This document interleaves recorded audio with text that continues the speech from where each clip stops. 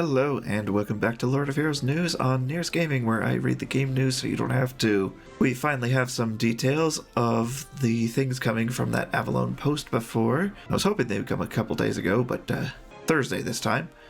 And our update is going to be on Tuesday, so let's get into it. As said, the update will be on Tuesday the 25th. The first thing coming up in this is the 1000 Days contract to unlock Mu, combat model Mu specifically.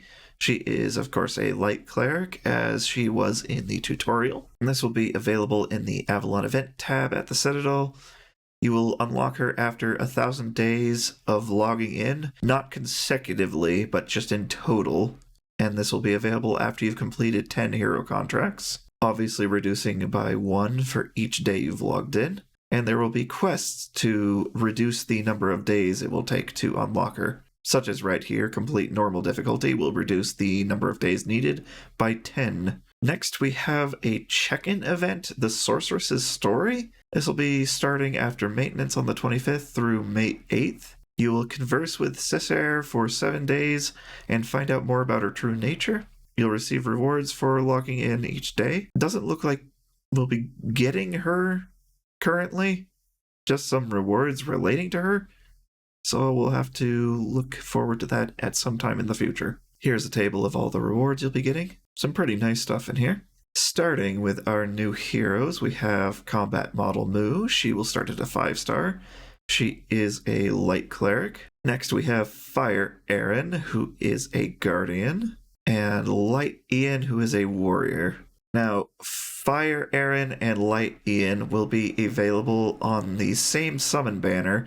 I don't entirely know how this is going to work with the pity system, because currently right here it says you'll summon Fire Aran after a certain number of summons, but I don't know if you'll be able to choose one to focus or not yet. We'll have to see. It's going to be available from April 25th to July 1st, so you'll have all of May and June to do this.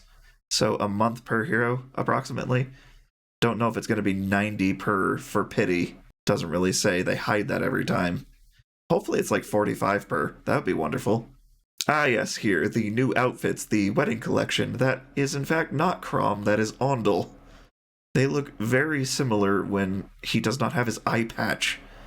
I suppose the hair is not as blue. Here is the limited and the normal version. Speaking of which, there's his eye patch. Now you can get this normally with the typical 180 temporal threads. This is going to be available for the same time period as the Aran and Ian's featured summon banner, April 25th to July 1st. And Lumi's wedding outfit. Here is the normal and the limited. Looking at that, that's not all that different other than she's winking. I'm not seeing what's different here, actually. That's a little weird. This will be available for the same time period for the same number of temporal threads. However, there is going to be mission passes for these new outfits for the same time periods. You'll be getting rewards for doing certain things, like win one time in story regions with Earth Ondel, use 6,000 energy. Some of these are daily. Some of these appear to be one time. There's going to be a normal and a premium pass. This pass is actually too large to fit on this single screen.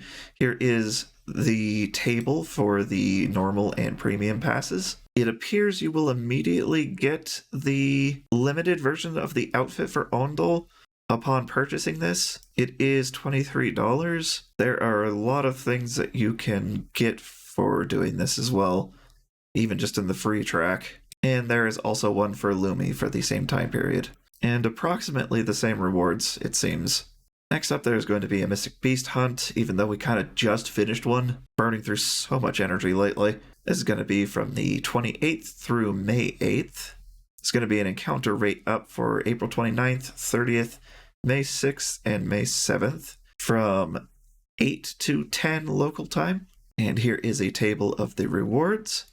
Get some alchemy tickets and some link stones from this. There's going to be a Conqueror of the Glaciers event, starting from April 25th after maintenance until further notice. This is a permanent reward track.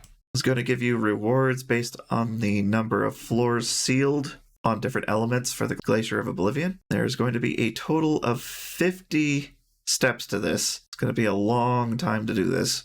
Lots of Mystic chests, though, and they start eventually getting 6-star only. Lots of gold as well. Mystic Soulstone and a Primeval Soulstone at the very end. Heroes of the Oblivion from April 25th after maintenance to May 7th. This appears to just be giving rewards for victories in the Glacier of Oblivion. It's going to be after 5, 10, 15, 20, and 30. Get some Mystic chests and a bunch of crystals. Obelisk Ascension from April 27th to the 30th. Paid to upgrade from the 27th to the 30th. Calamity's Bane from the 30th to May 14th. Vie for Victory from May 3rd to May 17th. Add gifts for Linkstones, which will be very nice given the new featured banners, from April 30th to May 31st. Avalon Ambassadors from May 3rd to May 17th. New Alchemy banners for Fire Aran for Guardian, Light Ian for Warrior, and Light Move for Cleric from April 25th through July 1st. And now it's time to look at our new heroes,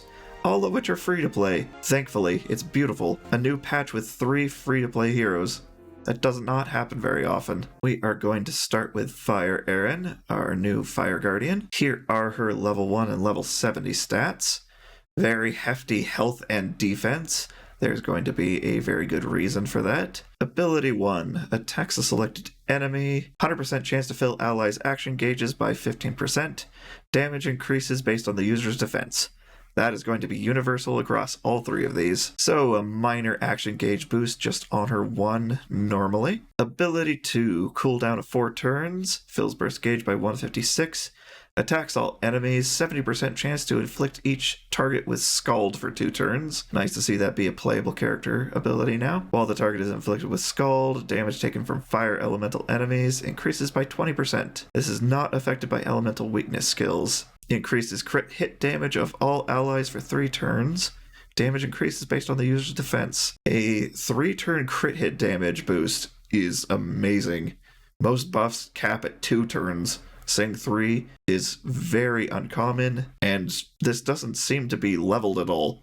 This appears to be just at base, you get a 3-turn crit hit damage boost to everyone. Running a full fire team in the Alliance raid is going to be wonderful having Aran on your team. Her burst, spirit cost of 4, attacks all enemies, grants the user Pierce and Berserk for 3 turns. A little weird given she's on the more defensive side. But while Berserk is active, 10% of the user's max health is reduced each turn, but attack and defense increase by 30%. So not only attack on your basic damage, but defense for the defense scaling on all of her abilities. Deals up to 100% additional damage when there are fewer targets, just like Water Dragon Knight Helga. Damage increases based on the user's defense. It's going to be interesting to see how her defense scaling compares to normal attack scaling. See if she can actually run DPS, or if you want to use her primarily as a buffer for everyone. Stat passive is defense, and elemental passive is earth damage.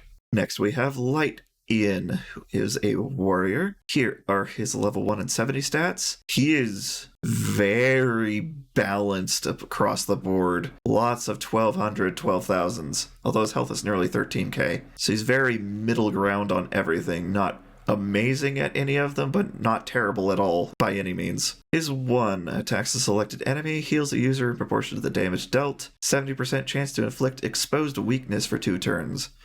While inflicted with exposed weakness, damage taken increases by 5% for every debuff inflicted up to 50%. Although that would require 10 debuffs, which is hard to achieve. His 2 cooldown of 3 turns, burst gauge by 390.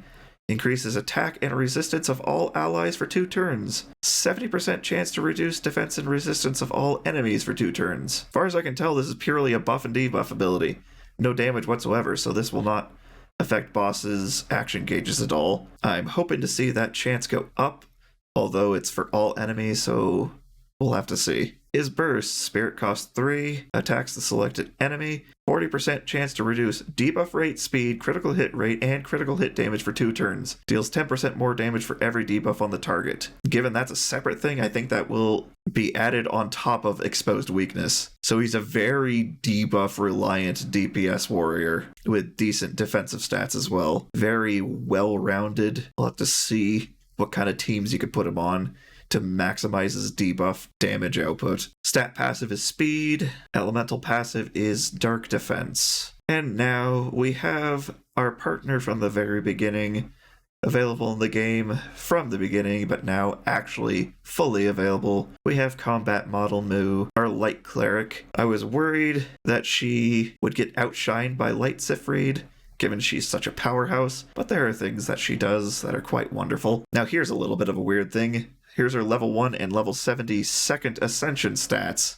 Just randomly they're showing that for her. So these are the max possible base stats you can have for her until however they want to do aptitude for characters like this. 14,000 health, only a little bit behind Light Siegfried. 1200 attack, which is a little hefty for a cleric, but 1673 defense. Amazing base defense, really good base health, and she's going to need that health. Her 1 attacks a selected enemy, 70% chance to reduce their attack power for 2 turns. It's like Earth Charlotte, but better. If I remember correctly, Earth Charlotte's 1 only gets to like a 60% or 70% at max level. We'll see if this goes even higher. Her 2, cooldown 4 turns, burst gauge by 156, attacks all enemies, increases defense of all allies for 2 turns, and heals all allies in proportion to the user's maximum health. So defense buff instead of shielding like Light Siegfried, and it actually attacks all enemies and does damage. Her burst, spirit cost 4. Here is where she heavily differentiates from Siegfried and is a lovely addition.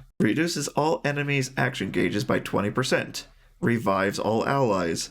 Heals all allies in proportion to the user's max health. Grants all allies damage resistance for 2 turns. Honestly, this is just better Water Vanessa, and she's very free to obtain. Also, this doesn't do damage to enemies, so I would imagine it doesn't trigger their burst gauge gain. So not only are you hindering the enemies taking a turn faster, but you're reviving all allies and healing them based on a universal scaling stat, whereas Water Vanessa has defense and healing split to different things. Mu is just based on maximum health. They get a damage resistance buff for a couple turns afterwards, so they're less likely to immediately die. Just feels like Water Vanessa, but just buffed heavily. Her stat passive, of course, is health. Her elemental passive is dark defense. That is going to do it for Lord of Heroes news on Nyris Gaming today. I shall see y'all on the update video.